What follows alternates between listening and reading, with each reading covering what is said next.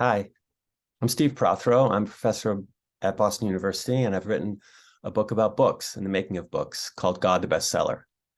It's about one previously obscure editor and his very famous authors, and it's based on a massive archive I discovered 5 minutes from my home on Cape Cod nearly a decade ago. And here's how it happened.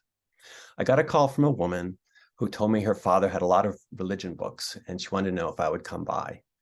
I did not jump at the chance, but when I finally arrived a few months later, I was surprised to see that most of the books were 20th century books. Usually when I get calls like this, they're old 19th century Bibles and theology books. So curious, I picked up Martin Luther King's Stride Toward Freedom. I opened it.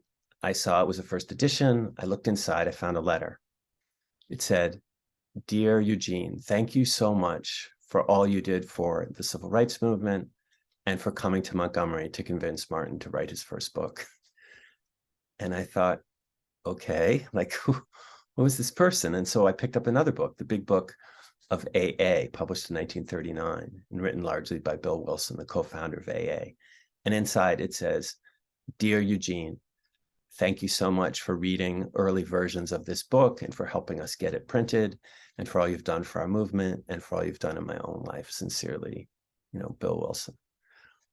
And so I'm thinking, who is this person, and why, as a professor of American religion, have I never heard of him? And so over the next year or so, as Judy's husband, Walter, brought in boxes and boxes and letters and diaries and manuscripts from the barn, I discovered that Eugene Exman had been a religion editor at Harper from 1928 to 1965. He had published hundreds of bestsellers, including the first three books by Martin Luther King. He had published over a dozen books by King's friend, civil rights mentor Howard Thurman, books by the Catholic radical Dorothy Day, by the English novelist Aldous Huxley, by Hindu swamis, by Zen Buddhists, Jewish rabbis. And in the letters, I learned many of the backstories of these books, efforts to tone down King's radicalism so his books would appeal to white people, efforts to tone down Dorothy Day's Catholicism so her books would appeal to Protestants. But God the Bestseller is also, it tells a more personal story about a bookish farm boy from rural Ohio who used to drive his horse around the family farm while reading Little Women by Laura Ingalls Wilder. One night, while driving into town for a Bible study at his local fundamentalist church, his horse reared back and whinnied, and Eugene felt an electric shock run through his body. He saw a white light. He felt himself lifted up. He thought he had seen God. And he dedicated the rest of his life to trying to see God again. With that goal in mind, he sought out religious thinkers who had similar experiences, and these folks became his friends and in many cases his authors. And together they promoted personal experiences of God as the only answer to the modern problems of materialism and militarism. And they experimented together and alone with techniques that would make that happen.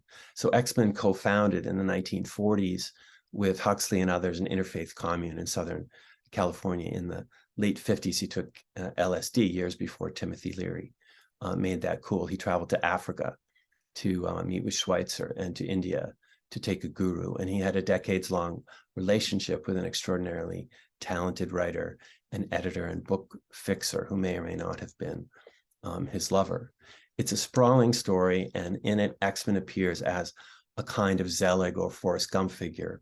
But it's also a story about American religion and culture, an explainer of sorts about why so many of us believe that all religions are one, and that true religion is more about personal spiritual experience than creeds or rituals.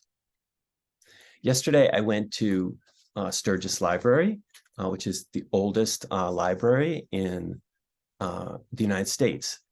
And it was also Eugene's library, Eugene Exman's library, after he retired to Cape Cod in 1965. In fact, he served as that library's president. The librarians are great there. They're biased, of course, but they've already ordered a copy of God the Bestseller. I hope you'll think about doing the same.